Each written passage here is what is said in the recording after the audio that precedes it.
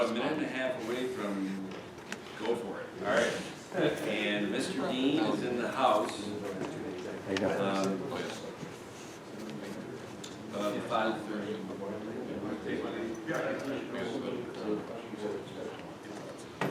Yeah. And Bill, what I said, unfortunately, the board, being new, sometimes results in the board members having to pay the price and listen to stuff that maybe is out of sequence, but hopefully this time is not going to be minimized. Am I passing this down to everybody? Yeah, I took one time, his Patty's not here, so I figured Yeah. there was one for me that I took. That's all. We've got, so we have more than enough. And by the way, for everybody that came in on the podium back there, there's just a page, one page that is really an adjunct to the 6:15 topic tonight, discussion regarding the 2008 comprehensive plan and the potential ad hoc committee. So if you haven't grabbed one, please do, which you got probably about 30 to 40 minutes. It is 5:30. Let her rip. Is there supposed to be a microphone here? No. I will project. So anyway, we are on the southwest side of Publishers Parkway and Hard Road across from the school. This project, which is referred to as Publishers Parkway Senior Living, was initially introduced to the town in 2013. It is in fact in the OP district, as referenced in Mr. Kashani's email. At the time, it was allowed and approved to move forward as a senior housing development in the OP district under a special use permit. It's actually the same exact process that what we called at the time the Picture Parkway apartments, which were further up on Harbor Road on the east side, went through that same exact process again. So this project was approved for the development of the entire 30 acres. This is actually the approved overall plan from back in 2013.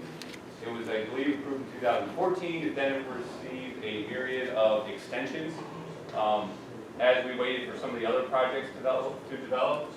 Across the street, if you're familiar with that area that's currently under construction, the Winding Creek Woods project, that was also in the OP district, but that one was actually rezoned from OP to MHR, which then removed essentially that senior restriction. So the reason why we started with this board, because by no means are we trying to bypass or cut out the planning board out of the process. Well, we did want to, in addition to just kind of give you guys a heads up of what's going on, just in case by the time we start going through the process, anyone starts asking, we did want to have a quick discussion and maybe get some input on if this board felt strongly one way or another, whether it was senior or did just go forward with market rate. If it's senior, it follows the same path that it previously did. Again, all these approvals have since expired, and we've actually shrunk the size of the project.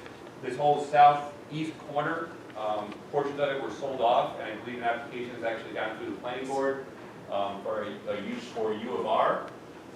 So we've condensed the rest of it in this proposed project here. So the colored one is what we're now proposing, whereas the black and white one is what was originally approved. You can see it's a lot smaller. We're utilizing less land, it's less units. We plan on proceeding under the same processes that we did several years ago, just with a slightly different design. If this board felt strongly that, hey, we think that there's no reason for it to be restricted to seniors, maybe it should just be fully market rate, why don't you guys pursue a rezone, then we would do that. But this board said, no, you know what, we don't want to do any rezone, just proceed under the current code, which is OP, with the special use permit the same way you did last time, then we'll go down that route. So we want to come before this board, the elected officials, just to say, hey, what do you guys think about those two different uses? The layout itself, again, you can see it's much more condensed by proposing these two four-story buildings kind of in the heart of the project. What that's allowed us to do is decrease the sprawl. We significantly increase the buffering along Route 104, which when we went to the planning board last time, several years ago now, that was one of the biggest concerns. We've also been able to introduce a lot more green space up here on Publishers Parkway by really squeezing this thing down. So we think from a site planning perspective, we've got a lot of good things going on. Just before we start to make this pitch to the planning board and then ultimately the zoning board on a height variance, we figured it might be in our best interest just to gauge this board's feeling, really on the use of senior versus market rate, and if you had any other comments for us to consider, because ultimately, this board does have the jurisdiction of the special use permit and the OP, so either this board would have to review this under the special use permit, or under a rezone if you went to market rate. In short, that's where we are.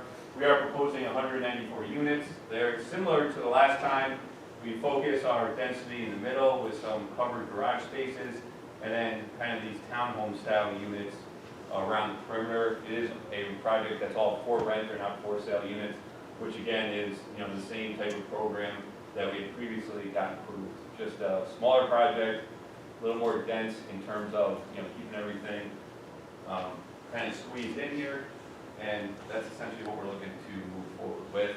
These larger buildings are almost 1,000 feet from Harbor Road, they're 700 feet from Publishers Parkway, and over 500 feet from Route 104. So we really tried to keep them in the heart of the project, limit visibility and impact. And I think we've done a pretty decent job of that. Hey, Matt, when we met, Jess, sorry. Jess, Matt's the much smaller, bigger guy. I talked, is Matt here? I'm sure you'll be able to see him. He's not here. This beam cuts out about 3 of these chairs, so people hide behind this all the time, and I can't see him. He's not over there. When we met on this, you described how the perimeter is not senior housing, those are more in your plan. Well, it could be if we rezoned it, but this board didn't feel it appropriate to rezone this piece, then it would all be senior. Okay, then that might answer, because I was gonna, if it went the way it looks right now, with senior kind of in the middle and then the perimeter being, I think as you described it,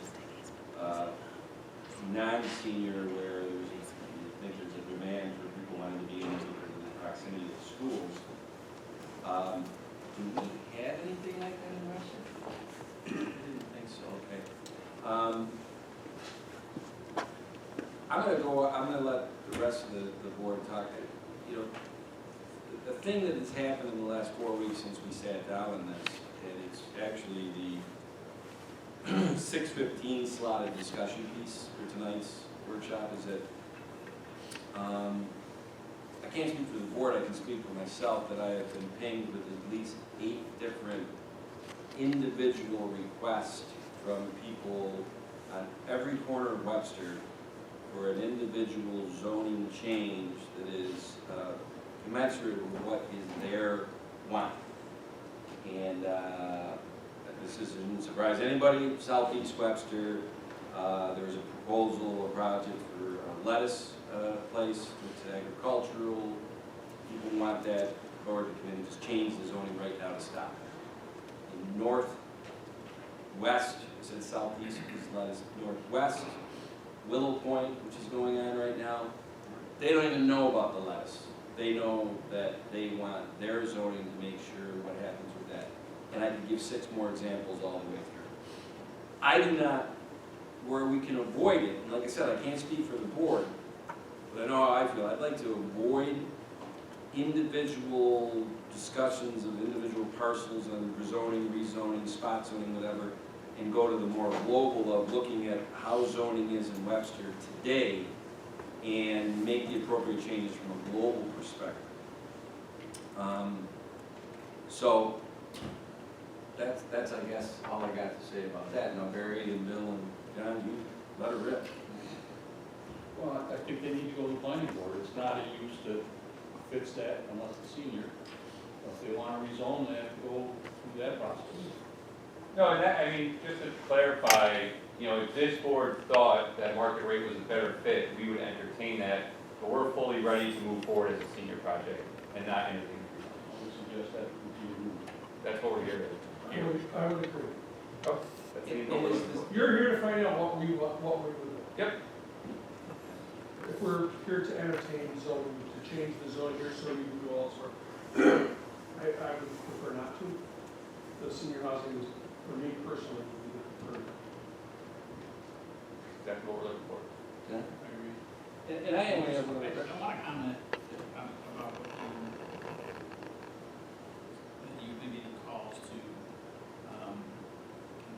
board change zoning for a plan, let's use West for an example.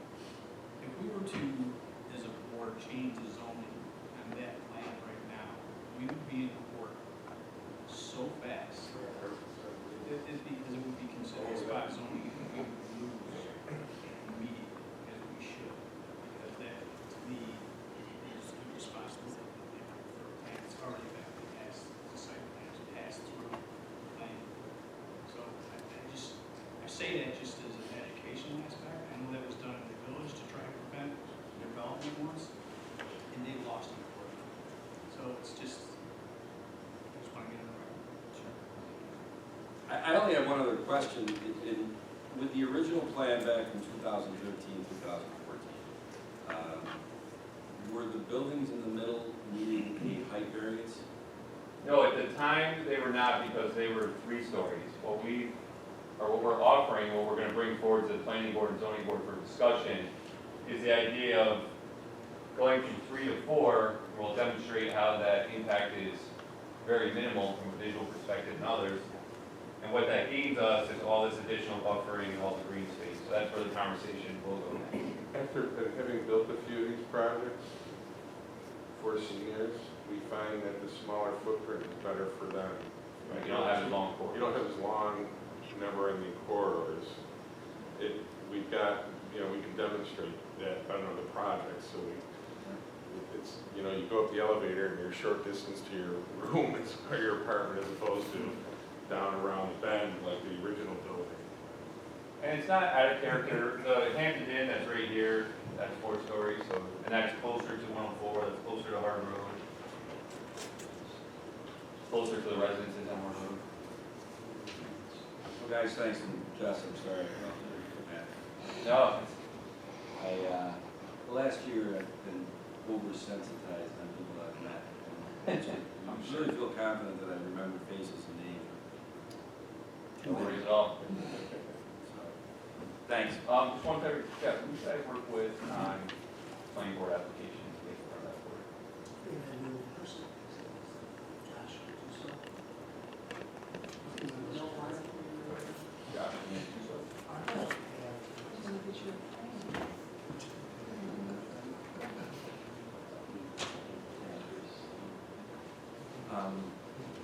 All right. All right, so we heard you loud and clear, and at some point we'll be back on special permit review. Great. Thanks. Thanks. Art, are you the man up right now? Unless Joe wants to go my place. Okay, I guess it's me. All righty. All right. Now, can I just give a little preface to this? And it's not a deposition there, but for the record, Wouldn't be my third. did you and I have a conversation on the phone today where you're like, hey, Todd, do you want me to give you an idea of the estimate on the cost of this? And did I not say, well, I would like to hear it at the same time that the other board members hear it, so we have the, huh? Yes, you're absolutely Is that, right. okay, Yes. so we all get to get the same, response per se. $10 to do this, Joe? Art? So we're going to discuss Plum Road pump stations upgrade as well as Pondwood upgrade. So we'll go to the short one first, with background on Pondwood. Pondwood pump station, located on the state road. The issue there is the discharge pipe has come uncoupled 4 times. The force main? Right off the pump, 4 times in the last 10, 12 years. Twice within the station itself, filling the station up 3 feet. Last one was this past summer. 2 times in the well prior. It's not in great shape. Station itself, pumps are great, building is great. The discharge pipe, 8-inch, is held together with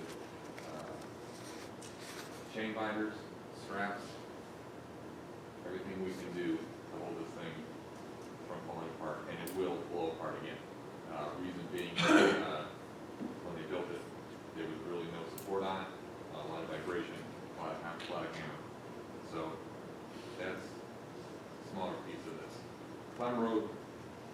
pump station, one of our bigger pump stations. We started this project, looking into it probably a year ago now. Clemro Pump Station has numerous issues.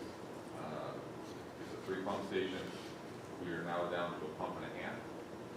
We cannot put in the 3rd pump because they ride on rails. Rails are rotted off. We have no way of replacing them. All the isolation valves within that station are frozen open. There's a 3-inch valve that is split. It is clogged with rags. When those black rags let go, it's going to fill the station. Going back through the files, they repaired numerous controllers, numerous fuses, from a station that was built in 1979. So it's 41 years old. Pumps are 30 horse. So we started the project with, let's just look at the pumps. Then it evolved from there. Well, we have no flow meter. The valves need to be replaced. The check valves need to be replaced. They're old, obsolete. We can replace them with something. There is no HVAC in the building. So all the sulfides are in there. Guys are in there working. It would include pumps, piping, flow meters, controllers, HVAC, lighting, and level controls. How's the grinder? Grinder's fine. The one thing that's good. One We thing that's replaced good. that about 15 years ago. Yeah, that would stay, generator would stay. We didn't get into that. Generator is 40 years old. It would work. It would work. So we looked at that, looked at everything. It would include all those items. So we put these 2 projects together to save on engineering costs and construction oversight, to sort of get some economy of scale. So the 2 projects combined there's a couple unknowns. Bonwood does have a bypass. There are some valves in the ground. I'm not sure if they're functional or not. So this number is going to include replacing those, just to be conservative. The total number will be just around $800,000. Didn't we already approve like $500,000 for Clemro? It was discussed. So there lies. Didn't we get into the engineering aspect of that? We did, and so we started piecing it. And I wasn't gonna come back to the board and say, okay, what about, we're gonna put the $500,000, whatever that included. Okay, so what about HVAC? What about lighting, which is the rot, just from all the sulfites? I wasn't gonna come back and say, all right, we just did these 3 pieces, but we didn't do these 2. We need to do more. Right. So you're coming back with the original plan plus. It'd be a holistic plan, absolutely. Well, Yeah. I want to make, because I have somewhat of a different understanding of this, because I think I toured Clemro You did. on the Thursday in December that night you came and the board did a resolution for the engineering. Is that right? And, so you're right, Barry, you're remembering it a couple months ago, but It was a while ago. I'd have to go back in the minutes, but I don't think you guys approved the $500,000. No, but Barry, you're absolutely right, it was Engineering. discussed. Right, that was a discussion. Okay. Right, but there's 2 different things. The discussion early on was probably in the fall. It's like, all right, this is where we are. But you can't keep piecemealing it. So I said, like, let's look at the whole thing. So we can get another 40 years out of the station, rather than me coming back in 3 years and saying, oh, by the way, the lights are falling off the ceiling. The HVAC isn't there. It's not even the code. So, and then you guys would look back at me like I would say, why didn't you bring it to us all at once? I guess my question is, why wasn't this brought up at budget time? Last year? You've known about this for more than 6 months or 8 months. I can tell you exactly why. Because when budget time last year, all I was given approval to do was look at pumps. So it's taken a year to say, okay, we need to look at this, we need to look at that. So I've been given approval to piecemeal, look at it holistically. I toured that Tom Road, and that night, and I gotta go back in the minutes and look what you approved for engineering. Engineering was HVAC and electric. Okay, and that engineering, I think was about 60 grand. 49, I think. I have to verify my files. So has the engineering that has been done in the last 2 months, for the economy of scale, is that 49 grand covered what you want to do on Clem and what you want to do on Fawnwood also? 49,000. We are all in for engineering at this point. So that included the HVAC, looking at finalizing Fawnwood, and looking at the electrical in the Whitewell side of the plant. Okay. Just want to make, so what the board approved for engineering, that cost will encompass now what you're starting a discussion on the 800,000 for the two of them and all the work that's got to be done. The engineering, there is no additional engineering. That's correct. And I have But 2 months ago, next sketch drawings. what was approved for a dollar amount of engineering wasn't thought that it was going to encompass what you just described at both of the locations. Repeat the question. So when when the board voted to approve the 49,000 engineering, was it for all the work that you just described that is going to be the 800,000 on the Fawnwood and Cloud? Okay. But within that 49,000, we didn't go over budget on that with whoever the engineer was, and you were able to have them show this expansive, the whole kit and caboodle for 800,000 work. Okay, well, the good news is you got more bang for your buck than 49,000. Bad news is 2 months ago when we were voting on engineering for a project that is different than what is now. It's an all-encompassing project.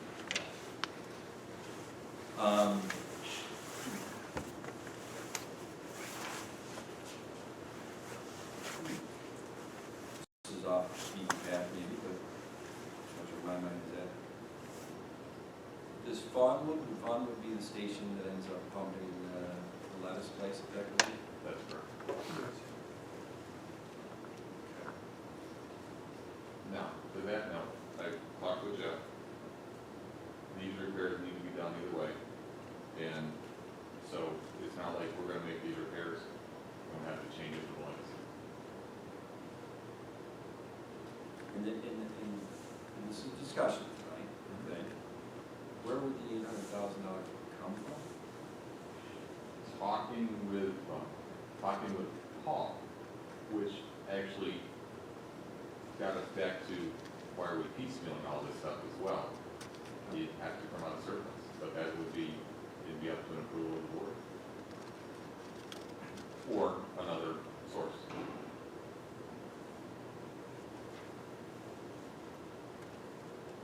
So traditionally, I'll defer to you, you guys are much more experienced. You got your 2020 budget, but you had, I'll call it your balance sheet, surplus, your reserves. This isn't, it's not specifically reserves, one general fund. Sewer. You do that, so there's a, when you say sewer, you're talking Sewer fund. specifically the sewer fund. They're their own entity. Yeah, okay, I just wanted to make sure, when I hear surplus, and I did pay attention to supervisor school a couple weeks ago, I know there's some legalities of moving monies around. I can't go to Mr. Herbst and grab money. So I just wanted to make sure I was understanding what you meant by surplus. I'm You're sorry. talking Sewer- within the sewer fund of the sewer fund. I can sleep better tonight. Sewer fund. Thanks, Art. Give me a heart attack, okay? Well, and again, working with Paul, and again, these are decisions that are above me, the funding. but I'm laying it out to, here's the funds. So, So what do we have in the fund balance at sewer? I'm not 100% sure. What was there in the list?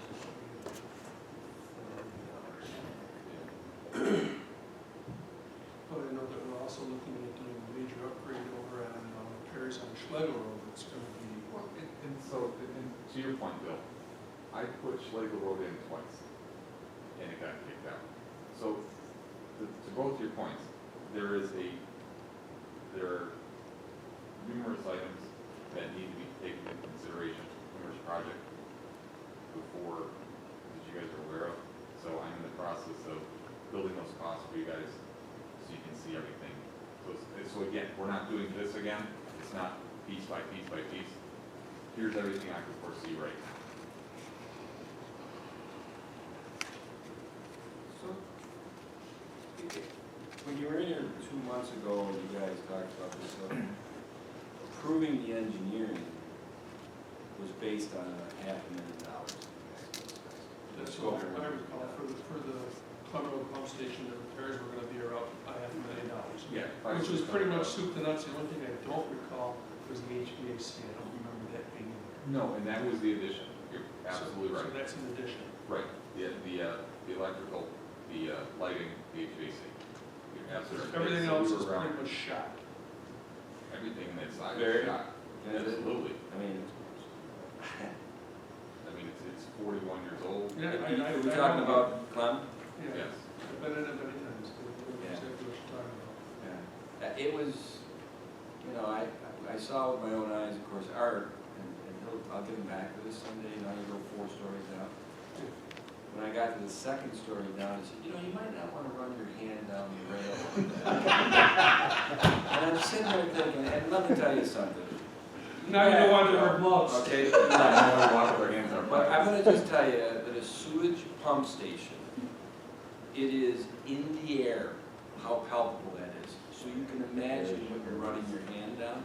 Because there's no HVAC, there's no air. I'm not your straight man here. There's no air turnover in that. Yeah. So anyway, the delta is $300,000. Well, from 500,000, Nothing was now approved, 800,000. nothing was approved Okay. at 500,000. Discussion. No. No, I know, but I mean, It was- Bill, I don't want to speak for you, but did you guys approve the engineering because at least in your mind, you're like, we can do this for $500,000? That was the estimate. You know, so I'm So not now the addition. minimizing 300 grand, big difference. So the addition is the HVAC and the lights, Yeah, and then the work at Farmwood. correct. The work at Farmwood is on the piping that takes it out to the high pressure main. It's the district.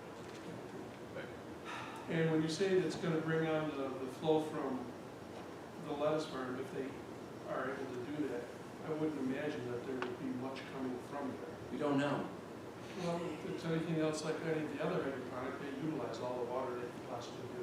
Well, they, in their initial plans, correct me if I'm wrong, they had 14 grinder pumps put in. So the thought is we don't want those, they have to put in their own pump station. Do you have any kind of capacity, what they're gonna put out? I mean, Their engineering report had some numbers in it, but I don't. It's all still It vague. was it's equivalent to a subdivision. yeah, Okay, so that's different than the tomatoes things were. Right. Completely different.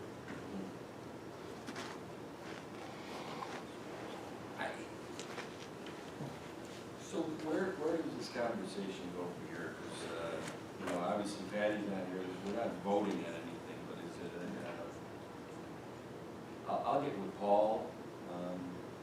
I just assumed, Bill, that you had that budget in your head where you could spew out numbers. I was surprised, you know. Well, they're describing a need. So from here, we have to go forward with finance, all the other things. I get the feeling I'm gonna rue the day that I asked this question, but Obviously, you know, this is not in a vacuum, the sewer department is not dealing with only one issue right now, which is pump stations. We're in the middle of development of phase one, and we're about to venture into some derivation of phase two, depending upon, if the village goes their own way with their sewer department, or we have a regionalization of the village board goes with that. Art, I'm not putting you on the spot here, but I think if there is a regionalization that is opted for by the village, could something like that be put into the grant proposal for the regional plan? I would highly doubt it. because There's it's two different It's operations. Yeah, it's two different facilities. One is collection system, Yeah. the other is the sewer plant for upgrade, treatment. I had to ask her. Two different- two You different- know, we can get free money. It's my favorite kind. But always try. We can always try, but I think you just, all right. So I'm not gonna move the data, I guess. But get back to the point, but there definitely are some needs. There's some items in process that I'm working on and will put together, compile a list with some costs. You guys will look at it. Because we have to start looking at this thing in, again, in totality, rather than these one-offs here and there. And that's how this started. This started with, okay, you can do the pumps. Okay, get a price on this. Okay, get a price on that. And then we need to look at the whole pump station. I actually agree 100% what you're saying. Always, if you can have a comprehensive, look at everything, and then that's come. Just the question is, so for 49,000, you had more engineering work done, Correct. right? Yet there's an additional 300,000 that wasn't included when we talked about it earlier, and I was wondering why, if you had the study done and the additional work, why that additional money, the additional money's need wasn't discussed at that point. Because it wasn't in the scope. So the 500,000, it was between 500,000 and 600,000. I had it more towards 6. I can look back at that, those were ballpark numbers at that point. So again, we are able to then look at totality. Okay, now we have to look at electrical. Now we have to look at HVAC and whatever controls are in there. And being everything has to be fireproof, class 1 bid 1, that raises the price of everything. What, And it has to be code compliant, so we're not gonna go to this point right. of all that, all that work not gonna be code compliant because it should hold us for another 40 years. What do they give you for timetable, respect to start construction tomorrow? Everything's done. Is it- I'd like to, in ideal world, it'd be done by the end of the year. So we would then benefit from using the on-site, oversight from Carmel to this, to oversee those two projects. We may get a benefit, when it goes out to bid, Blue Heron is doing our current project, they may bid on it, they're already mobilized. Right. The project itself at Clem, I would say would take 5 to 6 weeks. I'm hard, what did you say? It'd take about 5 to 6 weeks. So, again, a big portion of that's gonna be bypass pumping, which we currently have no way to bypass that station. If there's a failure, let it go. It is the breakdown of the 800 grand, 500 climate, 300 climate, 600 climate, 200 climate. No, it's about, the majority of it is plant. We're about 60,000 into farm. Wait a minute, that 800 grand is 60,000 climate, 740 per climate? Yeah. Okay. Because again, we're replacing pipes, we're securing pipes, stanchions, things like that, and some valves. What's too bad, we'll move on, is Patty's not here today, Patty being the liaison to the department, I think she has some insights on this too. We're not voting on anything, so I'm sure we can brief her and always discuss it. Okay. You should find out how much money is in the fund. Yeah, Well, that will be the next step. yep, I'll talk to Paul. But, I tried to do this follow up with, you just talked for 15 minutes about expense, I think this is great. and now let's talk Get it out about, there, we can share what's going on. I think this is great. what's the second part of this time slot here is the proposed Penfield-Webster agreement on state road tax. Do you want me to tell, or would you like to tell? So I figured, no, you just had to Okay. get grilled for all Okay. this expense, All right. so why don't you tell this, Because you we know? want this to happen. You feel like you can grill. No, I feel like it was going on, like I said, I think it's a great I'm conversation. gonna grill them later on this, to tell you the truth. All right, I mean, what's Get ready, 300 grand here it amongst comes. friends, but no, in all seriousness, we just talked about an expense. Now granted, I was at that station and you showed me, if it fails, it would not be pretty. But we'll move on. I'll let you be the bearer of, I think this is good news. Okay. So you get to leave on a high note. Jeff, you can correct me where I'm not making her here on this podcast. No, You, you might as well finish the grilling, go right ahead. thank you, thank you. So let's step in. So, there's a, let me start this. So, on State Road, there needs to be a bypass put in, under state into a track, that has been sort of hung out there. This will allow, development on Jackson Road to flow to us, allow Penfield to grow, allow us to gain some revenue out of it. Over the last couple of weeks, Jeff and I and Tom had met with the town, and I believe we've come to an agreement Think so? that will allow this bypass to be put in, that will help us with future growth out to the east. It'll solve some problems we have in some barrels with flow swirling, and we can get some more revenue out of it. You can share whatever else. Yeah, and How I- much, how many units are they proposing you're gonna increase the load by? 200 max, but that's down the road. So they have to put in their own pump station and pump it up from Plank and Jackson. Sure, So- sir. Barry, I'll put a little more meat on the bone, or somewhat modest, so. Yeah, actually, Tony the Fountain was over here yesterday for us to finalize this. Charlie, I think you and, was it Dick, Horowitz, are putting together an IMA proposal. I guess Visca built a subdivision 10 years ago on the north side of State Road.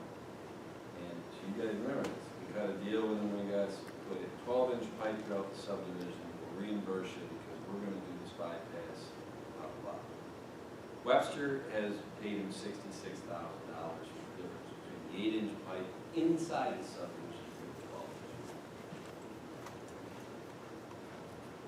What Penfield wants to do, because Mike D'Amico is doing a Ryan home development down on Jackson Road, in Penfield, and D'Amico originally wanted to do those, what are they called, the mini pump stations for each house? The grinder pumps. The grinder pumps, and now the DC says we'll go, and so, God bless Mike, he came to the first meeting, Brad Corporal about this, enough developers, and what they do.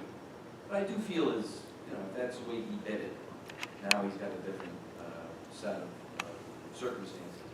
So the option is he either pays for 5,300 feet of pipe down Jackson to get into Penfield's sewer system, or he pays for 2,800 feet of pipe to come up to meet us. And a pump station. Yes, sir, Mr. D, and a pump station. His expense.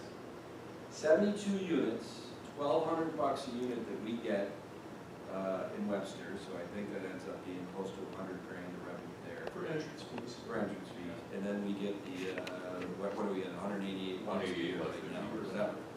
Now, and I think this goes to your question, Barry, is that what they're thinking may come about from further south down Jackson that would tie into this, they think it might end up being 200 units in aggregate, right? Yeah, so if you go east on Plank, drops down, so they can only go that much further. There is a bus garage that wants to go in on the corner of Plank and Jackson in there. but talking to Mark Valentine from Webster, from Penfield, that he's looking at probably maybe 200 units in total coming up there. So, A dozen years ago, we stopped this conversation because we couldn't take any more capacity. Right. So we stopped. Right. That was the end of it. And now that's changed. that was 2020, so, you know what's kind of funny, and the joke I've been saying around town hall is, when is something easy gonna hit my desk? Come on, Bill, this looked to be the lowest hanging fruit, because Penfield said they're gonna pay and install to Webster's specs, the bypass off of State Road, under State Road, then going through Viscus subdivision, 12-inch pipe, that gives a lot of, that would be off of Fawnwoods pump station, right? No, Not? no. Oh, it's all, it's all. Really?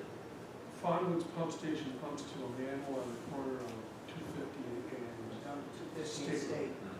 So there's another one that goes into down, Yes. we're bypassing the corner of State and Jackson by going through this. D'Amico building that pump station and pushing that stuff up and paying for all that, I mean, not a bad gig for us, right? As long as we got the capacity. And that will be their pump station, correct, Art? Correct. Are we responsible for maintenance? The bypass will be dedicated over to us. Is there any chance we're gonna dedicate one pump station? Tony said he's looking to take us back after 180 years of us breaking away from town. I told him we'll play darts for it. Anyway, so Penfield says, hey, we'll come in and pay for the bypass. So it looks like the easiest decision in the world for Webster, with one caveat. When we first met about 2 weeks ago, the $66,000 that Visca was reimbursed, there's this back and forth, he said, she said, from 10, 12 years ago, amongst department heads and people in Penfield and Webster that are no longer in those positions, about how that was getting paid. Does Webster pay all $66,000? Penfield pay all that? Do we split it? Now, we ceased that first meeting. Now, a year and a half ago, we billed Penfield, we invoiced them a year and a half ago, before Paul Adams was here, for the 66 grand. Now, call me crazy coming from an accounting background, but I like my paper trails, all right? Can somebody show me the paper trail and not a he said, she said of what Gary Kleiss said to whoever that used to work at Penfield and that they agreed over a martini or whatever? We gotta see a paper trail. I guess we adjourned, came back the next week, and I said, really, it was what I call a mini discovery. What do you got in your records in Penfield? We'll go back and see what we got in our records. We went back. There's really nothing that, that we could hammer down and say, first of all, the money's gone. We already gave Visca $66,000. It's been paid to them for a couple of years now, right, through various, whatever. At that point, he was like, okay, well, if nobody's got any paper trail, then I can't in good faith go back and tell Penfield to reimburse us for half of that or all of it or whatever. And we're getting this revenue from. But didn't you just say that we invoiced them? Well, that was my point, is if you invoice somebody for $66,000, Barry, what happened that day or prior that facilitated somebody going into the accounting system saying, it's time to bill Penfield for $66,000? Did they ever pay it? No, they never did. And we could never find any paper trail. I mean, the he said, she said is that Penfield was gonna pay for all of it. Well, if Penfield's gonna pay for all of it, why did we pay Visca over 5 payments, $66,000 from 2010 to 2015? Then somebody said, geez, I thought I remember that Penfield was gonna pay after. That's not how we do business. And he said, she said, so I said, everybody go back to their camps, get the paper trail. Now, not to be cynical, because I think Tony would found it on that. Maybe they did find a paper trail in there that said they owed something, and we decided in discovery not to show it. But I don't mean to be cynical. What are we gonna do? If we couldn't find it in our records, Nothing down at sewer, Art? No, we look everywhere.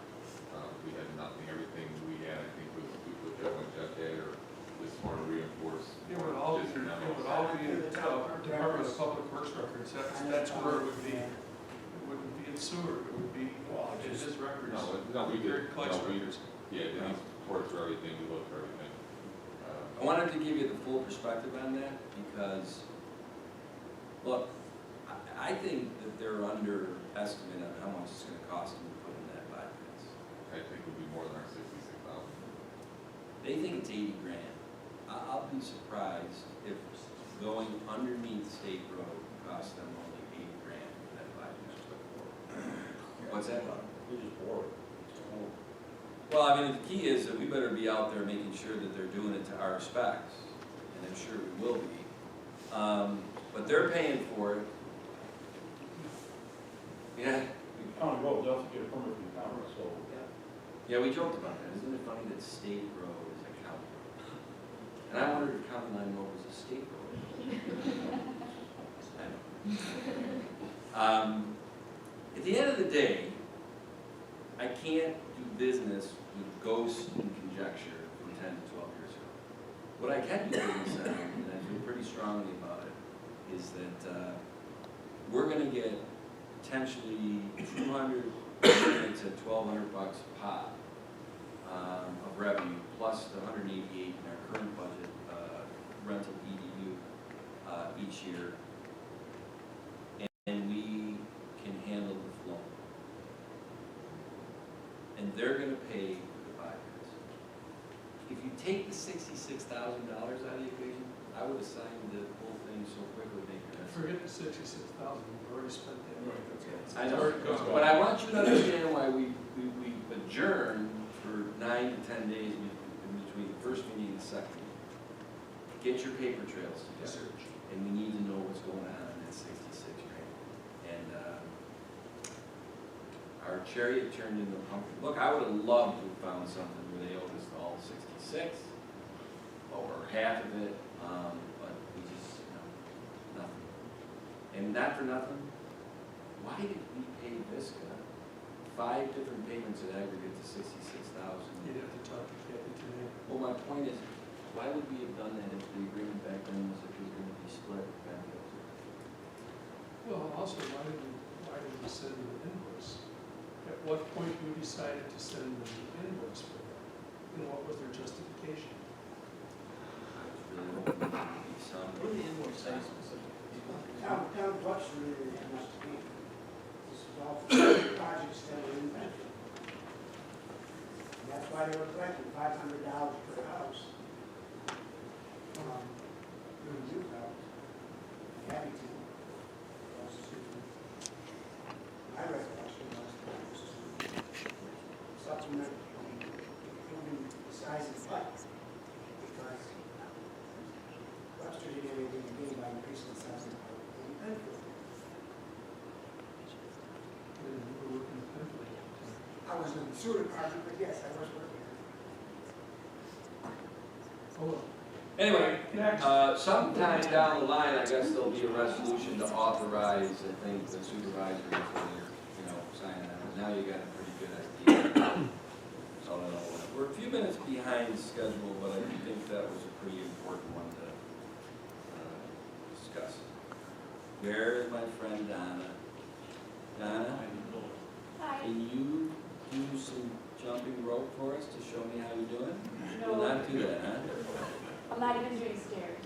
I gotta tell you, we missed you But last I, time. yeah, thank you. You come And I in for a run. purposely had left you alone the first couple of days you were back, Yes. letting you catch your breath. Wow, I'm still going through my emails. Not bad, I mean, you're walking pretty good. Yeah, and it's the end of the day though, so it's a little sore. Okay, all right. Well, this topic, a few minutes behind, regarding the Board of Assessment Review members and the Zoning Board of Appeals, will only hold you to the Assessment Review Board. Thank you, because I didn't come prepared for that. Donna, before you left, you educated me on the whole process of assessment and how May is a big day in grievances, right? And are you sitting on an assessment review board member for that grievances? It's supposed to be 5 people and you have 2. Yes, please, we need a quorum. Is that a problem? Yeah. Bigger than you know. Please don't make me explain it here. I didn't bring that part of the law. You don't have a board of assessment review, it gets really scary. Yeah. And I don't know how much Will and Barry and John know about this, but I don't wanna, the good news is, and Patty's been really. She's been working on it. Is she your liaison? No, we kept the same, right? Bill's been working on it.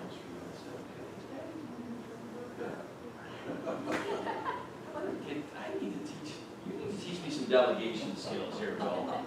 Anyway, the good news is, some candidates have presented themselves, just hearing it through the grapevine about the problem, and they're good candidates. Okay.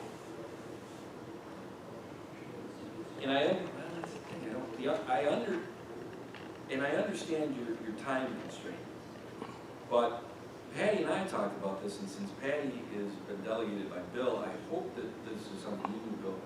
We still want to put a public notice out there for anybody who wants to throw their name in the hat to be considered for the assessment review board. I'd like to do it selfishly, I guess, tomorrow and have the end be next Friday. Because then we can go into the last week of February, look at the candidates, including the three that have been, whatever. I mean, can we tell the names? Dave? Yeah. Dave Galeazzo is one. You got it. Sarah Nowak I haven't had it. is the other. And then just we just had Yeah. a young lady that came in, was interested, that isn't a appraiser. Yeah, they're solid candidates. I looked at the resumes.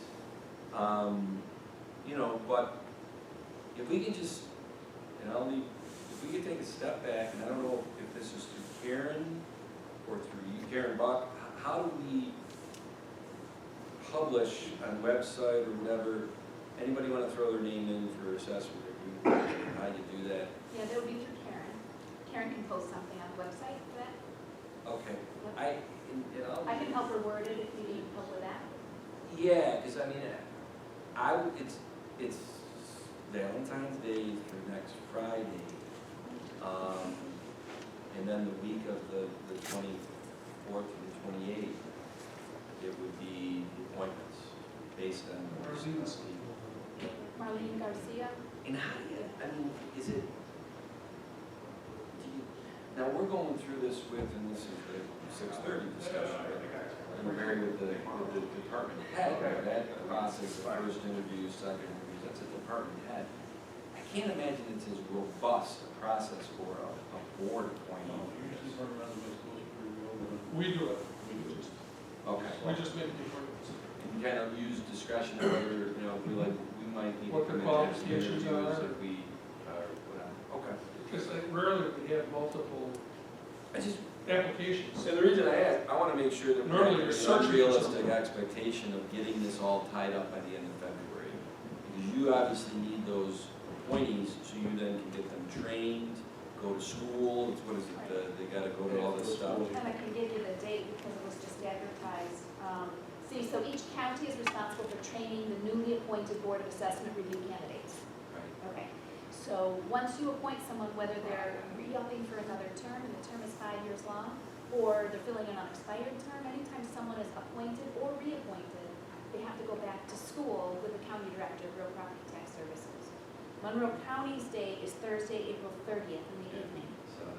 So they have to be available that day. Now, that doesn't disqualify a candidate. If they can't, then you need to know sooner because that's Monroe County's date. It's not the same everywhere. Right. And they have to go to a neighboring county.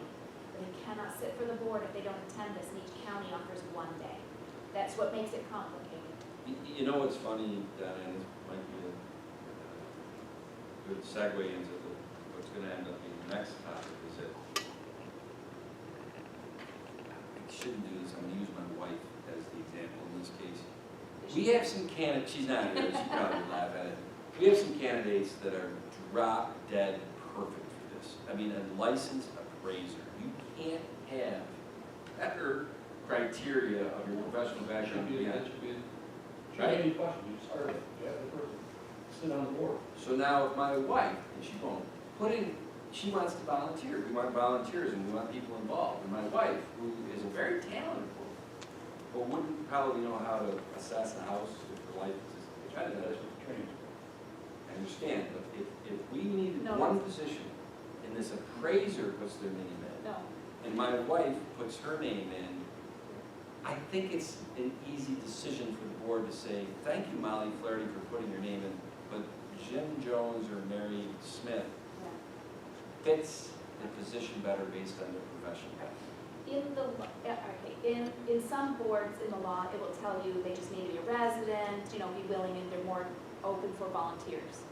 In Right. this particular law, it's a requirement, not only are they a Webster resident, but they must be knowledgeable in the valuation of real property.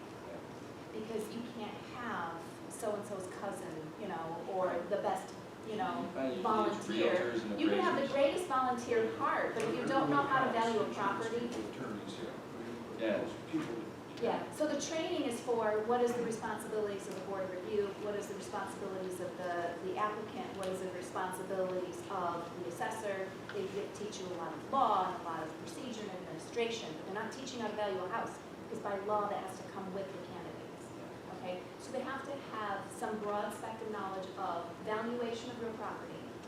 And sometimes we have interpreted that to say, all right, your job doesn't relate to mortgaging or appraising or real estate sales, but you have information that would be valuable on the whole to the board that would say, hey, I know about that development. I've been in town so long, and I've been volunteering on these other boards, but now on a different board, and I know the history of that development. I know where all the wetlands are. I know, if you know those types of things, that's information that's helpful to the people who do know how to value. You certainly want a board made up of all of that. And there's a 5-member board, and you wouldn't want maybe 3 of them to be real estate agents, right? You wouldn't want 3 of them to be appraisers. You need this nice balance and mix because you come at it from a different perspective. What That's if the you ideal complement world. one another? That's the ideal world, but, you need to have applicants. In the past, when we're considering your point, would Donna be consulted on that because of what she just said? Figuring out what is Depending the on, count? depending on what her needs are, what that person is coming off for. Yeah. Right. So I to think me- that you would read, at the very least, just my opinion, I would think that you would review all the questions for consideration. Normally we would talk about it, try to pick some group of people, and the supervisor would talk to her. I left you alone for 4 days, Thank you. but, Yeah, and Good. for 2 reasons really. You were out, I'm sure you had to catch up, you didn't need me in your hair. And you didn't impress from the personnel, Yeah. and I've had it happen at my company. You think you got a position filled, you're ready to go gung-ho, and it doesn't work. I'm still going through the emails that came in over the last 2 weeks.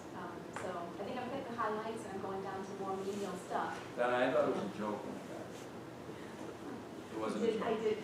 I'd like to say I wasn't surprised, but I was surprised but not surprised. You're surprised because you go like, yeah, no, I do. Yeah, and I mean, not to air dirty laundry, but we had hired, you had hired Hired an full-time appraiser for, not for the board, but for your department, and that was foundational to the future reevaluation that hasn't been done since 2004.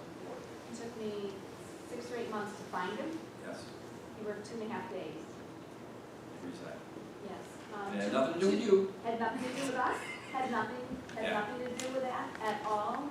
He took an unfortunate fall just 2 days prior to his start date, and it's a serious fall, and he will not be able to complete the tasks required of the position. And, yeah, it's actually devastating to him, because he is a licensed real estate appraiser, Yeah. so he can't No, I got him, and I think he would have inspect done a houses great job. anymore, so. I really think he would have done a great job, and what are you Is gonna it do? Webster? He Yeah. does, yeah. Yeah.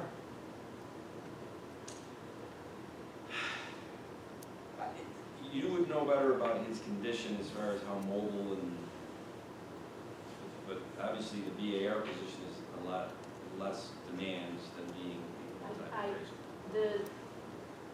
That position is intense in the sense that no matter the volume that comes at you, you still have the same small window of time to complete the work.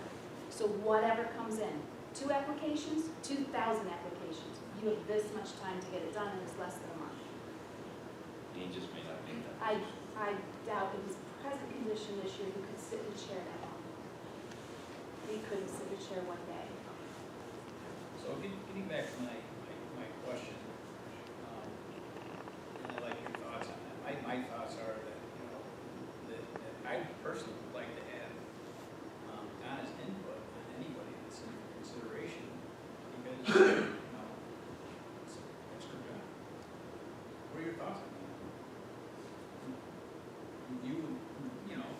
Here's their resume and qualifications, hey, here's some notes, here's what I think, and then, I don't know what the process was before. Always done, we would review and then give them to the supervisor, and the supervisor would get with Don and they could figure it out. I'd like to hear comments as part of our consideration, to be honest with you. Look, I said the week of the 24th and the 28th, I'm hoping we can tie this up. Now, the 27th workshop will be an abbreviated meeting because we're planning an event over at Webster Thomas. 27th. But I have no problems at all. You and I will get together with candidates, but then to also get board input on it. I have no problems with that at all. The target is to get this tied up by the end of the 28th. It's leap year, Saturday's the 29th. You gotta go into March with your full contingent of 5. Thank you. So you currently have 3 applicants for 3 positions? Is that what you're telling me? I think that we have 3 people who have said that, and given and whatever. And they literally found out about it from the way I understand it, Bill, is from finding out that you had some resignations because they're in the industry. Yeah. So and like I said, if we post it, like if 3 or 4 more people come out of the woodwork that are resume and my wife, I think, God, it's not using yours, it's a damn try that, I'm gonna get in trouble on it. It doesn't, I appreciate the complimentary positions that you don't want 5 appraisers, but you do want, I'm sure, and I don't want to speak for you, but 5 that makes sense as far as the background profession and all that stuff. That would be great, and I appreciate you extending it beyond the 3, because you could stop there. And the wisdom of pursuing it beyond that would be to keep names of other interested parties. It'd be great to have a choice. It's always great to have a choice, to have more than enough people for the number of positions you have. It's always great to have a choice. Absent that, keeping in mind that for future revaluation, it would be nice to know who among our community would like to step into this position. Because during a revaluation, one board in that short period of time cannot hear all those applications. I need to delegate someone from my office to sit at one board, I'll sit at another board, and 2 boards will run. And there's a provision in the law to create that alternate board, but you need an experienced board that you can divide so that they sit among the 2 boards. And that's why we have 5 members, so you can divide it up. Okay? And Don, I'll add on to that, is, like I said, our next topic this ties into is that volunteers, and if somebody throws their name in, instead of, if 7 people ultimately, between the 3 that we've already got, and let's say 4 more for the meetings. Well, instead of feeling as though they walked away getting shot down, I want those 4 names, or because there potentially is going to be other opportunities in the next 6 months to a year for that volunteer, where a committee might fit their skill set better. Right. But I don't want them walking away thinking they just got kicked to the curb. So I hope we get some people from this public notice. It's never too soon because it only comes up once a year. So if you do something once a year, how long does it take you to get experience at it? That's why my heart stopped when a third resignation comes in. I go, oh my goodness, I don't even have a quorum. That's an immediate issue, but also with a reevaluation in the near future, and we still have to talk about that, right? I don't know, I'm Until the crazy now, appraiser is so hired, I don't know where we're going with that. But we are talking reevaluation, and if we are going to be doing that reevaluation, it'd be really great to have some alternate members to this board. And if ultimately what you find is members that are suitable for another board, that's even better. We'll get it tied up at the end of the meeting. All right? Just right. All right. Thanks, Donna. All right? I'll see you tomorrow, Yes. right? You're gonna stop by? I am gonna stop by. You've got your 4 days now. I got my 4 days and tomorrow is special. Yes, I'll bring you some chocolate tomorrow. It's my 15th anniversary for the town of Webster. Thank you. Wow. I've enjoyed, I have really enjoyed. The thankless job of the assessor. Thank you. Glad you're doing it, Donna, and not me. But anyway, I love my job. the only other thing, and I'm trying to think how to frame this, is that the zoning board of appeals, I think just in the last couple of days, we are down a member now, with a resignation. And, yeah, correct. And was this you once again delegating to Patty? Okay, good. I just want to make sure, I don't know what you are in charge of. I made a phone call. Yeah. Patty, she sent me back this individual's name. She talked to him the other night. Yeah. This is, and here's the thing, it's funny, Patty and I talked today when she was, I think she's heading to. She's in Boston. Is that where she's going? Boston? She's in Boston. Is the next CBA meeting Tuesday the 25th? Yes. Okay. Which they won't have a But forum. we don't have, you lost 3 people that meeting. Right, and so the discussion was, that Patty and I were having is that, well, first of all, and I've said this during our interviews for the Parks and Rec supervisor or the commissioner or Mhm. whatever. If the superior candidate can't start for 2 extra weeks to the not so superior candidate, I'll wait 2 weeks for the superior candidate. We're just gonna have Did you to, follow that? Just reschedule me, zoning. we're just And gonna, that's the thing, Schedule a couple of Do you events. cancel it or do We you? are starting to get into our busy season. It's gonna back up. we just have to advertise it, right, Charlie? Right. And notify all those individuals that are on that night for that meeting, so they don't show up when there's no meeting. I'm glad you said that, because the option is obviously you continue with the meeting and the 3 or 4 or whatever people that are coming to the board, oh gee golly shucks, we're sorry, but there will be no decisions tonight, we don't have a quorum. I think that would take them off even more. Cancel the meeting, Cancel we're the fine. Okay, now, with that being said, that also fits into exactly what I said to Donna, or we said about posting the position. So if we post the position tomorrow for a week and see what candidates come up, I'll go on record to say that I don't think we'll get a better candidate than whose name's in the, and I'm self-admittedly, I'm a Don Housen fan. His institutional knowledge would be a huge benefit to the zoning board of appeals. If you wanna post it, go right ahead, I don't see the need to. Well, here's the thing. I don't think you're gonna come up with I'm not a board member, I think you're gonna come up with a better person. Well, I just said that, but, Right, yeah. but, you know, I think that, there's for a lot of reasons, optics and whatever, if we post it, consistency, we post it for a week. Don's not gonna be able to start until the 10th meeting.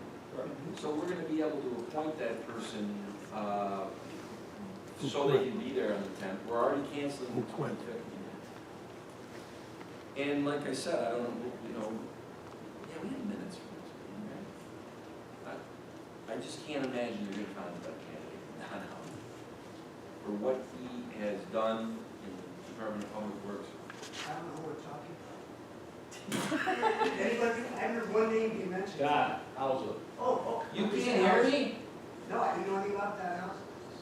Now I got I thought I was joking, I don't know what you're talking about. it. Off on the far left. hand. Okay, He's probably got the book memorized. so who, Yes. do I just go to Karen tomorrow and say, similar to the Board of Assessment Review, who would like to be on the zoning board of appeals? You got 7 days, it closes out on Friday.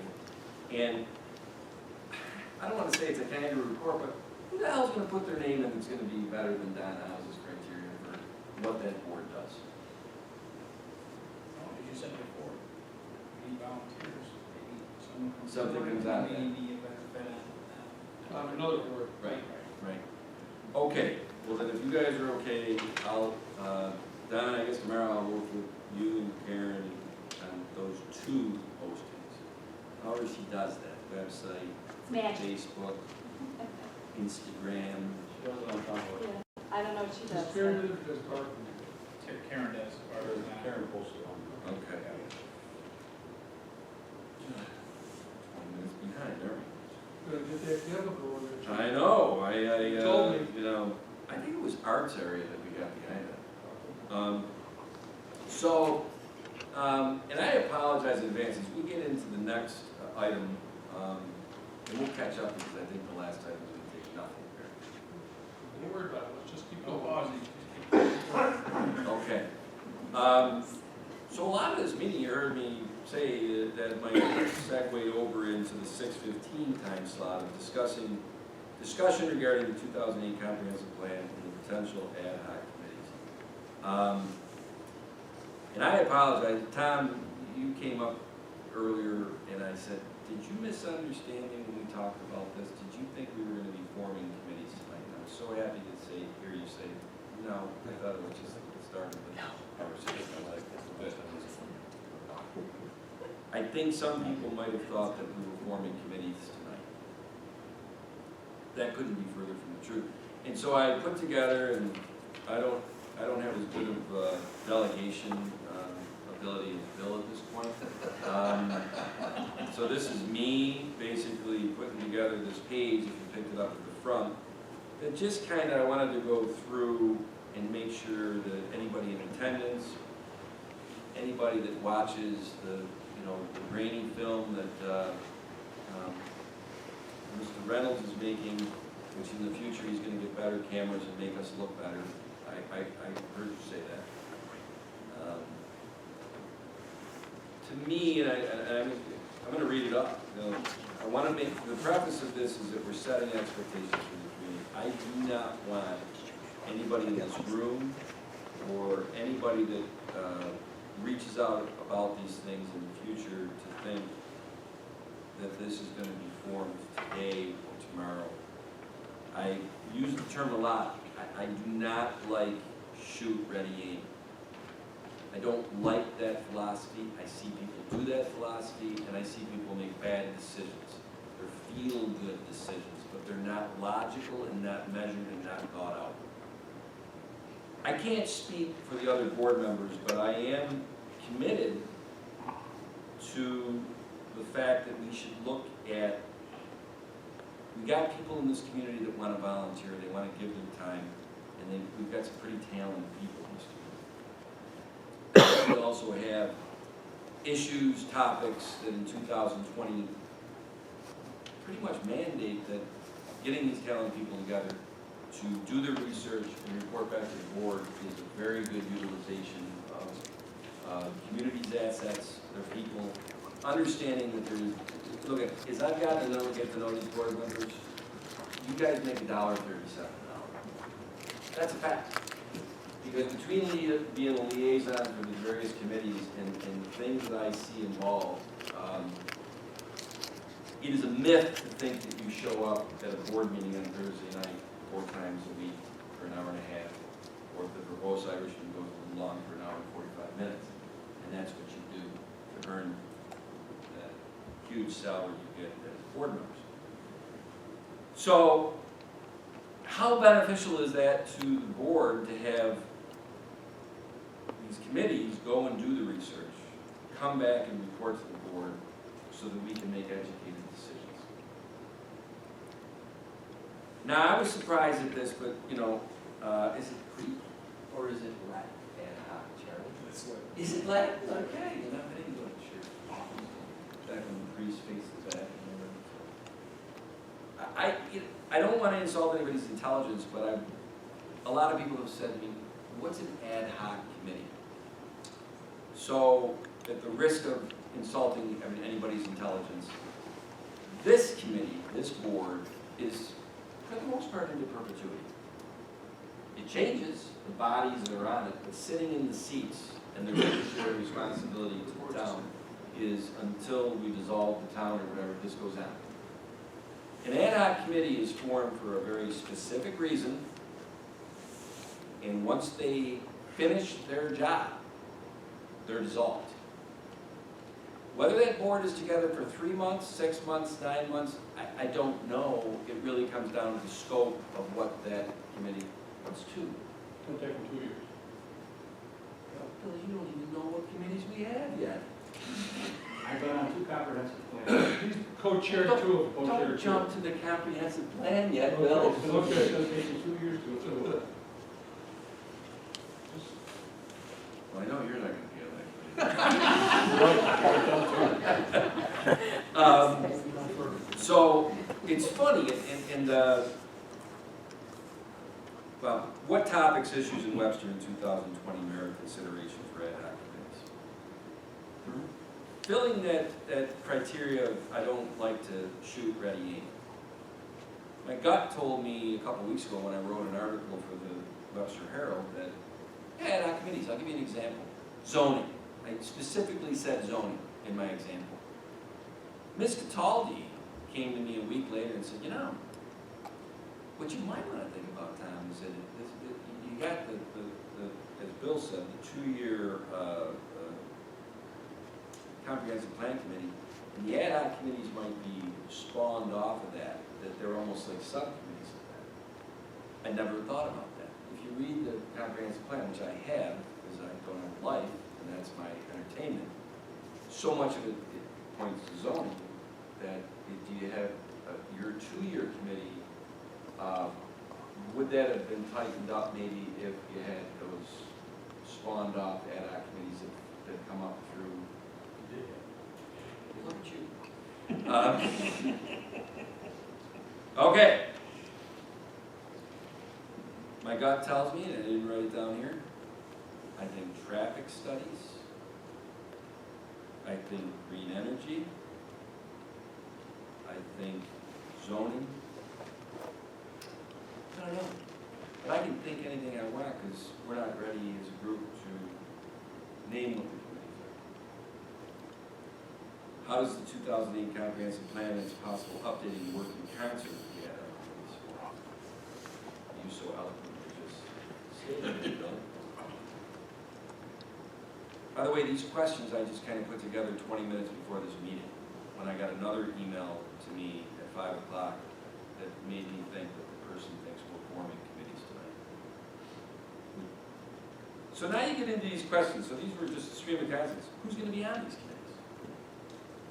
How many people will be on each committee? What is the process, criteria of being chosen to be on the committee?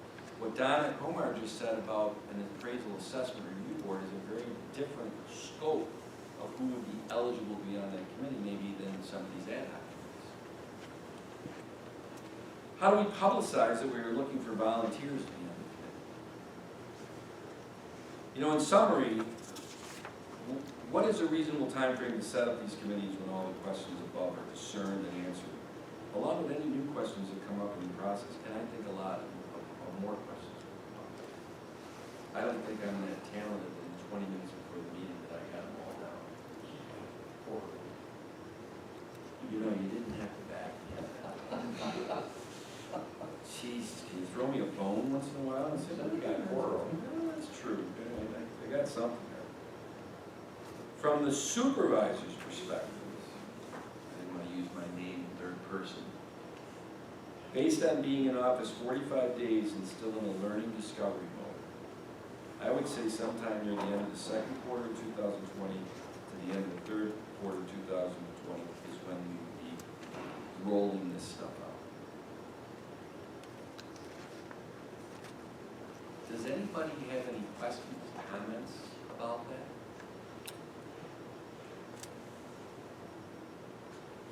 You know, this is the third time this week. I know, I've been in a meeting. accidentally, I'm sorry. Okay. I'm getting sick of you too. Okay, so I'm waiting, Diana, to show me, 'cause I think you're a bright person. You're gonna show me that you're gonna expand beyond the one issue that you always come to me with.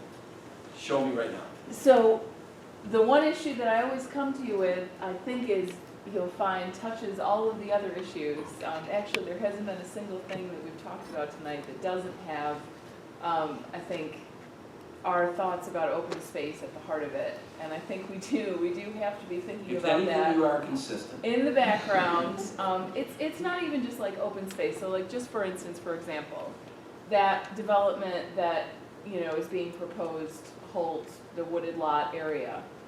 A lot of things within the comprehensive plan, that haven't been sort of put into code, that haven't been, at least as far as I know, adopted in terms of like the planning and the approval process.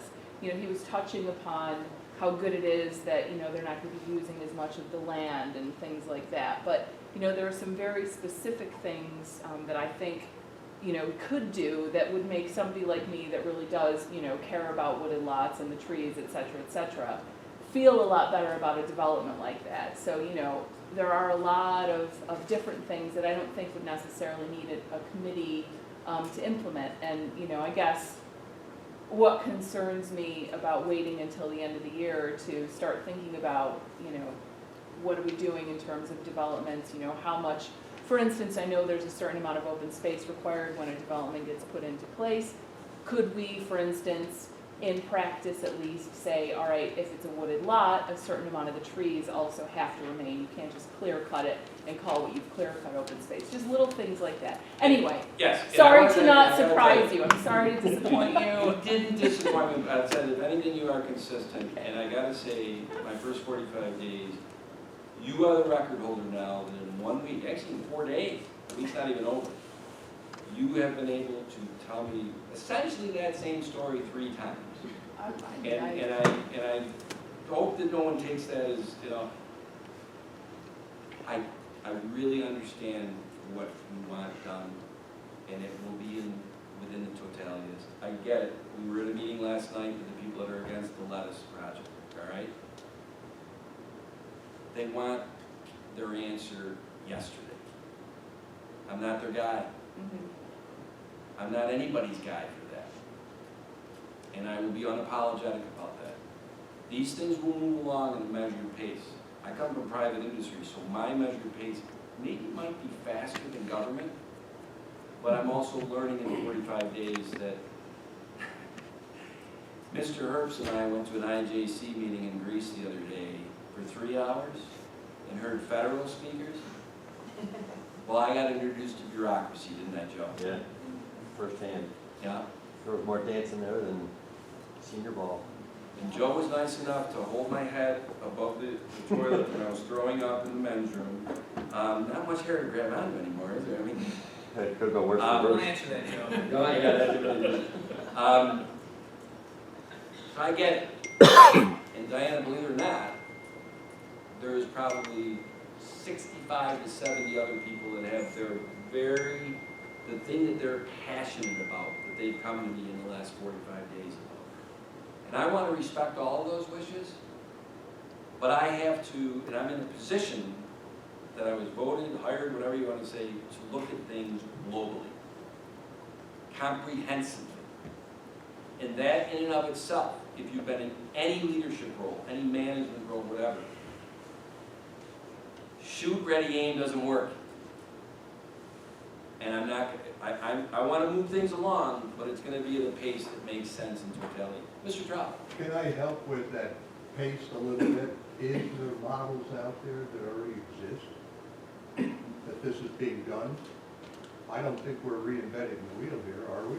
No. I think there are other government entities that have the same thing Well, going and on. I want to, and this is Where going do to be we funny, get that? but We Bill, go through this, yeah, these answers to these questions. How do we publicize? We publicize to the local paper and the website. Who would like to be part of this committee? We're forming a committee, and then once that committee is formed, then you can do your ad hoc, your Well, specific let's ones. back up one step further. Process, the criteria of the committee. What we've done in the past was advertise, and 50 people showed up to the meeting that wanted to be on the committee. All 50 people were included on that committee, and through that process, we selected a chair and a co-chair. And from that point, we went on and continued to go forward and do all the things that were on our plate. It took, like Bill said, like almost 2 years. well, here's, and this is And we the ended thing. up with about a dozen And I people. didn't articulate this, and we're getting maybe too deep of the dive tonight. I don't know if you remember, Bill, how much money was spent on that comprehensive plan, because the engineers had, $50,000. and maybe I'm just a cheap Charlie, but I'm not looking to blow up the 2008 comprehensive plan. I think it needs tweaking. And I really thought of spending money just gratuitously on, and I'm not saying that was what happened in 2008. But I'm not looking to blow up the 2008 comprehensive plan. I'm looking to tweak it. And I guess we'll define what tweak is to see if another 50 grand needs to be spent on engineering reports and stuff. I would rather it not. Well, a lot's changed since then. A lot has. Yeah. You're gonna need traffic studies and things like that. Well, and that's where, like I said, the volunteers that would come forward for that.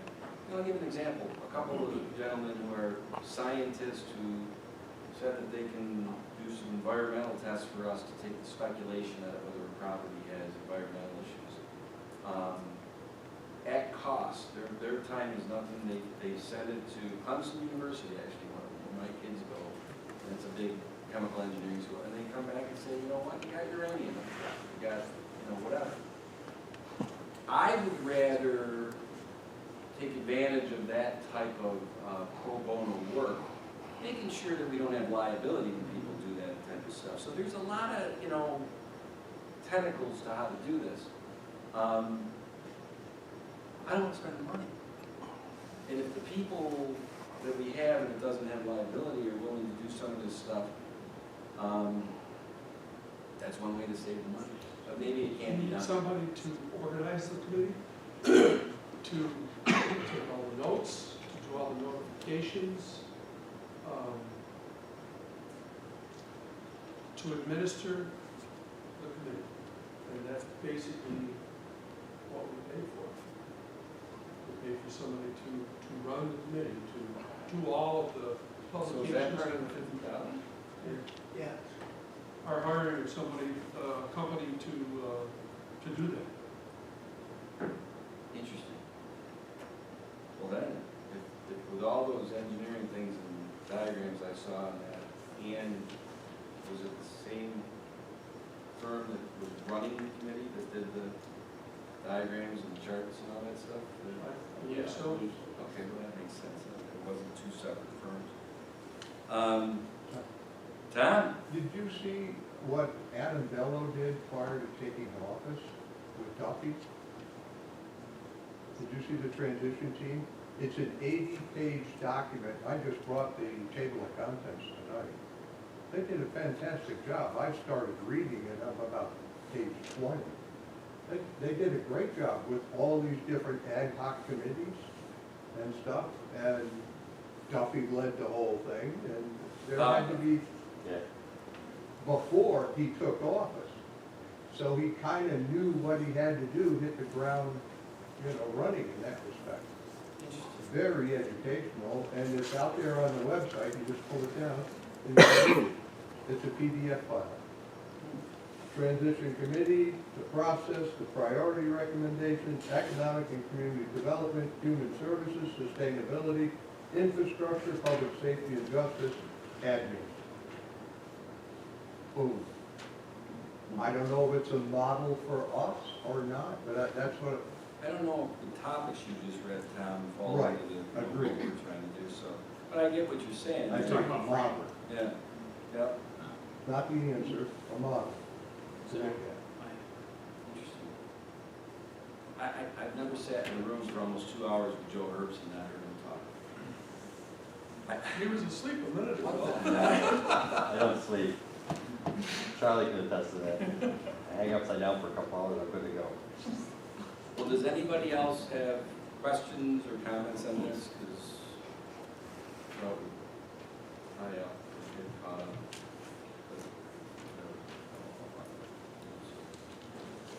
Liz, if you have questions, opinions, or thoughts, input, you can send them to you, Rick? Sure. Yeah. Stop sending it to my I FFC know. mortgage You email, sent me please. the one thing. Okay. Is the 2008 plan on the town's website? I couldn't find it. Well, the comprehensive plan is on. You have to go deep into like planning, and I think it's inside the planning. I'm sorry? You have to click on the planning department, and it's in there's reports and studies. So it's there. I'm pretty So sure we could it's. review that. I'll go look at that. I'm sure Karen could whip her magic and have it accessible easier. So you don't have to navigate so far. I know it's on disc. Yeah, she's got it on disk. So if it's on disc, it can be put You can on. upload it to the website. I mean, you've got the nuts and bolts of that to build off of for this one, so I mean, I know it was a while ago, but. And that one was built off of 2004. Yeah, No, 2000. 2000, I'm sorry, 2000. I don't know, I'll probably be completely wrong. I thought tweet, but you just were trying to tweak 2000 to 2008. Tweak took 2 years and 50 grand. And I might improve it to be. We started with 50 people and because people just dropped off. They got People get tired of it. disinterested on going to meetings. And there's a lot of work, volunteers do a lot of work. We get committees that went out to different areas of town, and would go and walk the land. And would see what was going on out there, and, you know, just, But it that was was, kind of like the open space committee, actually. that was 12 years ago, and you've got a whole different demographic of people ready to work now. Yep.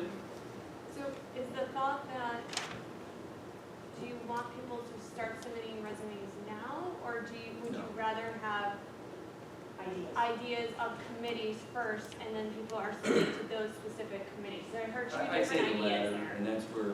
I'm sorry? Look, everywhere I go, and I did it during the campaign, if people want to help the town, I don't want to slam the door on their face. I want to leverage that as much as possible, but I can see the confusion that they may be like, I want to help and I want to help now, and it's like, well, here's the thing, I'm not going to, I'm saying it again, I'm not going to shoot Betty Ames. So this has got to be thought out. Today is, really, it's February 13th. I've been in this position 44 days. And when I tell you I am in a discovery learning process, I am in a discovery learning process. And, and I'm trying, I'll tell you, I want to thank these guys and Patty for what they've done, and the department heads like Donna and Joe and Art's gone now. I mean, they couldn't be more helpful in trying to get me up to speed, and I just hope that they feel as though I'm trying to be immersing myself in it and giving it the time, the necessary time. If you try to do this job 9 to 5, you are going to suck at it. And that's not how I'm wired. I don't do jobs 9 to 5. So that's good. But the how much there is to learn to do it the right way. I'm sure that, well, you learn in 7 years on this job. You always learn. I mean, I knew that as I was here. But to get in a position where you feel more comfortable with, how everything works, I certainly feel better on February 13th than I did on January 16th, as proven by the first thing today. That should have never been seen, right? We've had to joke about what we set up in games. They try to game people who came last year or the year before with some plan or whatever, and Dad said no, so now they're coming to Mom. And I said, okay, I'll meet with everybody. And then I said, okay, well, I'll go over it with the department head if it has to do with highway or if it has to do with sewer, and I'll also bounce it up to court. And what I find from bouncing it up is that, yeah, they came in a year and a half ago. They want to build something on parkland. That's not going to work. Right? That was the one you guys chuckled at the most. All right? So, That was a good one. that was a good one, wasn't it? So, that's not going to So then what do you want from us as a community right now? What are you willing to hear, what do you want from us? So if we're not ready to move on these, then what should we be as a community ready to do for you? What do you want from us? Do you want ideas, do you want? you can send to me, Jen, anything you want as far as ideas or whatever. And you've heard me say this. We'll agree to disagree if I'm not working at the pace. We just want to know Okay. what your ask is. Right, we just want to make sure What's we're your doing the ask? right Well, things at the right time. I'll tell you what. You can ask anything you want. No, what do you want Right. from us? But I don't know what committees are gonna be formed.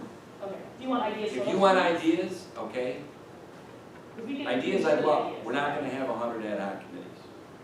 So it really is focusing on, and I wanna make sure people understand this, okay? It would be a better play to do nothing than to do this project, get volunteers, have them put their time in, report to the board, and then we don't take them seriously and implement what they do.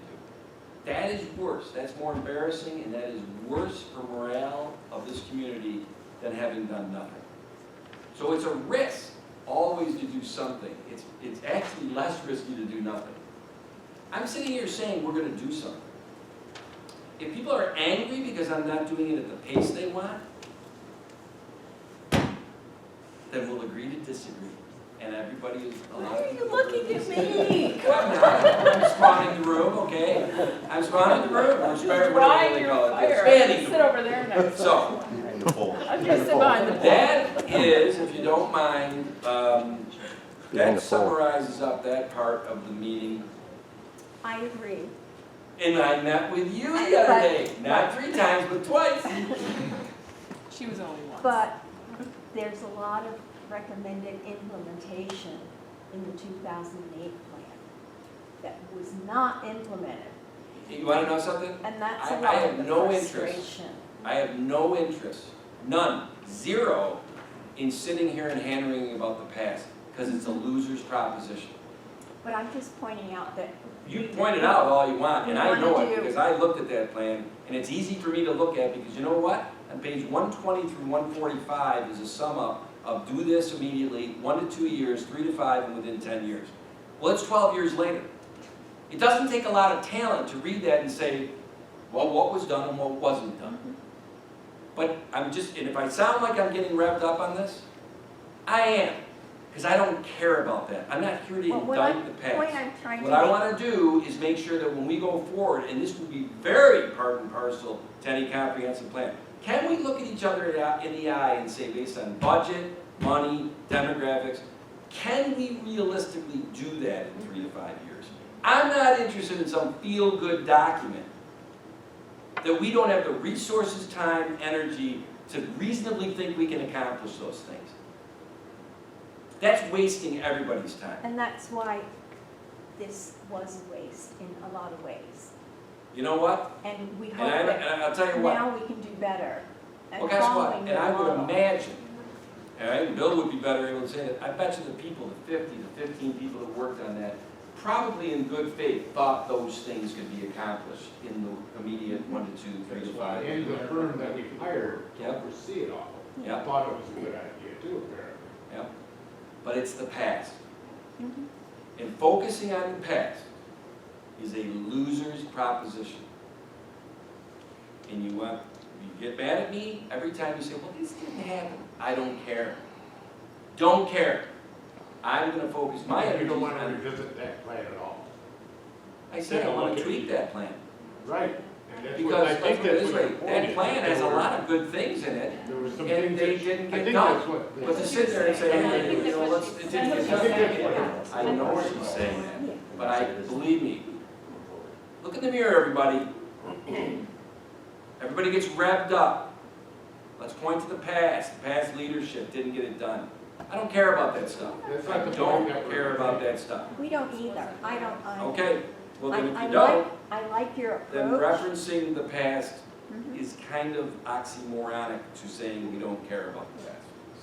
I like your approach, that whatever we do, it should be doable and we should follow through on it. And to Billy's point, I'm sure at the time that they were presented to the board, that they did, as the board did, felt that those were doable. But there Yeah. are so many extenuating circumstances that come into play with respect to fulfilling those goals. And one of the main things, I would assume, is money, is budgetary, okay? In some years, you're gonna bring in more revenue than other years. Maybe the projected cost for these plans, they were underestimated. Maybe there was catastrophic problems with the sewer plant. Perfect example. How much did our hauling fees increase this year versus last year? Because one company basically has a monopoly on moving. It cost us an additional $275,000. So there's an example where in the real world, right, things come up, things happen. We're looking at an unplanned $800,000 investment, right, for 2 pump stations. There are extenuating circumstances that maybe take priority over some of these plans that were put before the board. And I've talked about comprehensive plans when I was mayor of the village. The key word here is plan, right? It's a comprehensive plan. Hopefully these things can happen, but as I've just explained, there are serious extenuating circumstances where maybe those are real reasons why they didn't happen. So you don't want to really, and I agree with what you're saying, by saying that these didn't happen, it's not necessarily that the previous administration didn't want to do them, because if they didn't want to do them, they never would have accepted the plan to begin with. But they did, because they thought it was a good plan, and volunteers put literally hundreds of hours into formulating that comprehensive plan, right? So by pointing fingers and saying, well, this didn't happen, it's kind of degrading. It's not about pointing fingers. What it is when you create a new plan, that was my listen, interpretation. When you create a new plan, Pointing to John, the reason I'm it in didn't happen. engineering and I'm IT. getting We have access to roadmaps. why I don't it didn't expect happen. to execute But to that his roadmap point, every he's year. saying, But you let's know what take I that plan in do is look 2008. at it every 3 months Which and I update agree it. with 100%. Stop it, is right, stop it. First time I get to do that at a workshop, huh? All right. I am the one who is pushing this along, so I'm not delegating this off to Bill.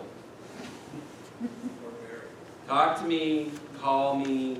If you're asking me what the ask is, it's gonna probably be very, You want ideas? I don't know, ideas, because Okay. at this That's what point, we're asking. all right? You know, one of the simple things too is to look at the old plan, do a gap analysis, Yeah, and where our projections or our intentions are. Exactly. yeah, Thank you. Exactly. Simple. yeah. And I will tell you right now, Voice of I know reason, everybody Mr. wants Hurst. to see open space is a big deal. Open space costs a lot of money. And right now, we still have a bond we're paying for from the original. Unless we assess where we are financially. That's 5 more years on that bond alone. 5 more years. 5 years in the long run isn't Well, very, I'm very gonna do this, much. and I appreciate this. We are gonna move on to the next topic. Thanks.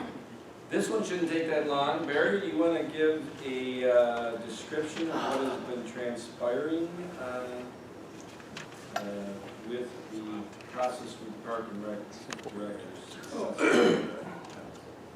The process of the Parks and Rec, Mark Gaynor is retired, since he's gone, the end of March. So, he and Carla took, Carla's our HR person. They gathered up all the applications for the position, and they interviewed all those that applied. And they came up with 2 prospective applicants and brought them to myself as liaison. I sat in on the interview, and Tom, the 4 of us sat on the interview with the 2 people that they chose. Both were excellent candidates. One was a seasoned candidate that has a multitude of experience, everything from the day he got out of college till today is Parks and Recreation. The other fellow was a much younger fellow that comes from a much smaller application, doing the same thing. Very bright. We liked them both. We talked to them each for an hour and a half. We started at 9, we were done at noon, and we have come to, we've made a selection that is going to be vetted and going to be background checked and all the things that are prior to employment, and then we will make the appointment. Once that's done, then we will all together make that appointment town board meeting. And I think, Barry, we're kind of not right now. Okay. And as I continue to learn, Barry has educated me, I was like, okay, this is the department head, so do we do a resolution to make an offer? Well, not really, you can do a resolution once that goes through all that process to appoint the person, so, part of my education. And also, yes, Jim? I have a question, because I know one of the concerns with the applicants was making sure that they're gonna have longevity in terms of their civil service requirements. And both of the applicants fulfill that for a long position. Yes. Okay, so we don't have to worry about, losing anybody if they lose this or that, or, Well, one is going to have to test, okay. right? Because I know that civil service piece is really important, so you Yes. maintain that person. Yes, but it's because the test that he took has expired. He's been in the same position, he didn't have to take this again. Once you're in. I know there's a lot of caveats about how we can make sure we don't lose this person we want to keep long-term, Yeah. so, be on course. Well, Here, the and whole it's- process. It's funny, We have a lot of changes coming up. We need to- He holds the title now. yeah, it's interesting, well, I don't, they're both very good candidates and, Yes. yeah, I mean, I'll tell you. Civil service. This civil service and whatever, I think I'm gonna bash my head against the cinder block wall. I really, to tell you the truth, Welcome to the municipal. Well, I told you that the supervisors at lunch said that this is way worse today than when you were intended. So you want to play that game? No, I take that. We have it worse than when you were. You do. I take a test for the position. I had to take a test too, but as far as administering it, yes, you are way worse than we were. Well, and it's, and Carl is, She's up and up and down. she really is, our HR, and it's interesting because one of the things we're gonna try to do in the future, and it's not in a vacuum because there are budgetary aspects to this, is that we wanna start looking at a formal strategy of succession.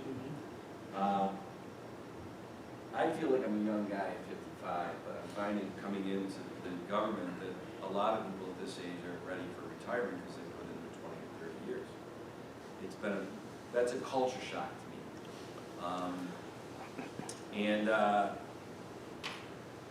Ideally, I would like to see that, especially with department heads, that if the department head that we appoint after going through the vetting process and all that, could start 2 months before the department head currently in the position retires. Now, the fact is, the value of that, being right at their hip and whatever would be tremendous. Have tremendous productivity and institutional knowledge for that new department head going into the future.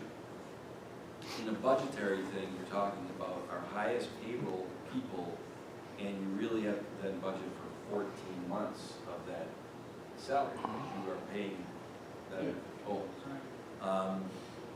So like I said, there's multiple tentacles to any idea that seems good. Ideally, each department head, we're talking about succession, each department head, part of their job should be developing their replacement as they're moving. So there's not a 2-month lapse of somebody who's got to come in so that when they're gone, the day they walk out the door, there's somebody who's in place and has been in place for a period of time.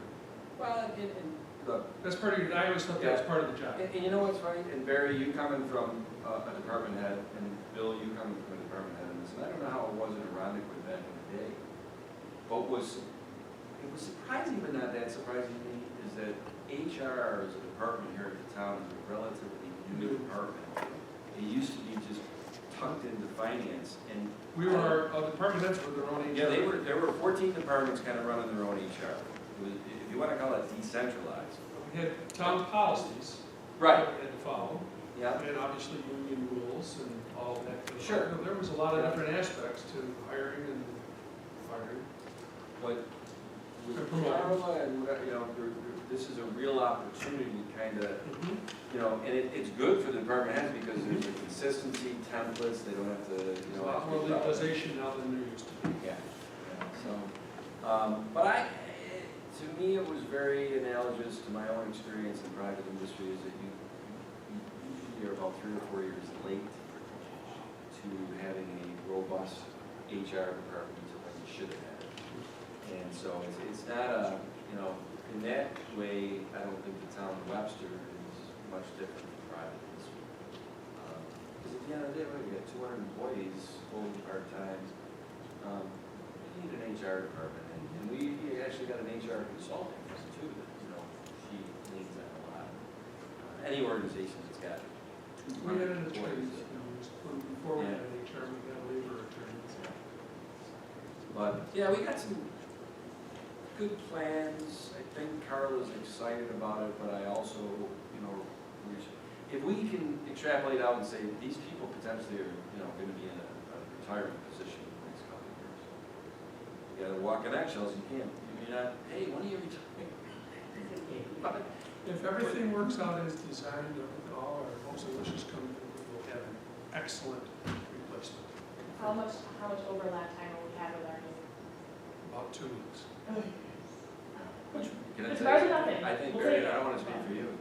I am ecstatic that it might be 2 weeks, because 3 weeks ago, we were concerned that we would have the position empty for a month or two.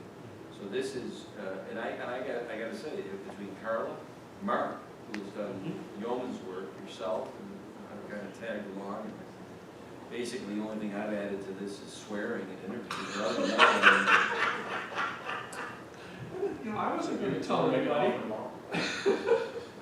Yes. You know this is being recorded, right? Yeah, Well, he wants. well, that's the problem, with a position like that, you know, you can appreciate 3 to 4 weeks notice, because they're coming from, you know. Yeah, it's a busy time Way of you year, leave they're it, developing all their tells you a lot programs about now. something. So anyway. With that, Thank you, Barry, that was, Unless- for pros on our board, we've been very concerned about what's gonna happen to us and everybody else. No, I think they'll be true. yes, I think you will. We have a lot of projects that we focus on. Well, you guys are here on the 27th. I know we're taping this, and this will be my end thing, the discovery, education.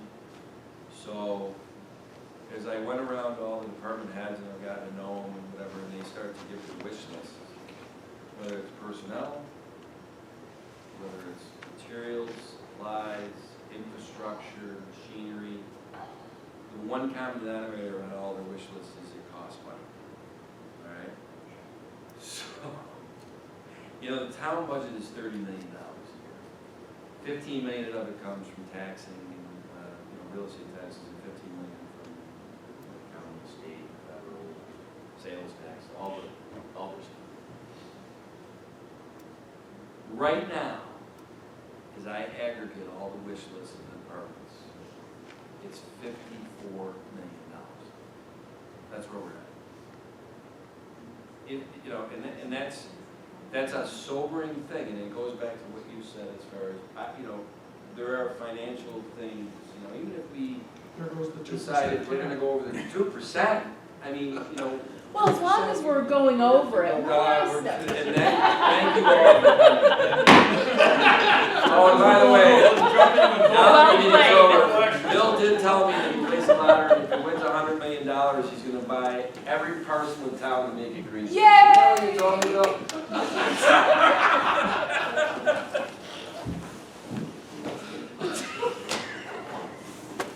And that was 2 hours and 20 minutes, I didn't swear once, Barry.